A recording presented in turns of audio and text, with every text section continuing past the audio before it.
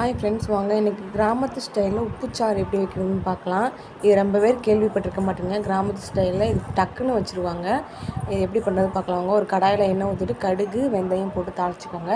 தாளித்ததுக்கப்புறமா சின்ன வெங்காயம் தேவையான காரம் போட்டு இது நல்லா வதக்கி கருவேப்பிலை இதெல்லாம் போட்டு நல்லா அந்த மூடி வச்சு வதக்குங்க. நல்லா இந்த வெங்காயம் கொஞ்சம் வதங்கினதுக்கப்புறமா இது தேவையான நல்லா வதங்க. இது கூட உங்களுக்கு எவ்வளோ காரம் மஞ்சள் பொடி போட்டுக்கோங்க.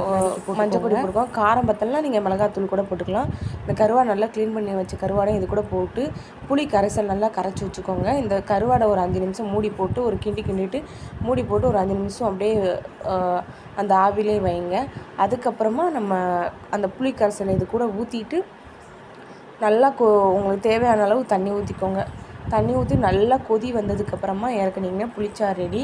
இதே மாதிரி நீங்கள் ட்ரை பண்ணி பாருங்கள் எப்படி இருக்குன்னு. நல்லா இருந்துச்சுன்னா கமெண்ட்ஸில் சொல்லுங்கள். என்னோடய சேனல் சப்ஸ்கிரைப்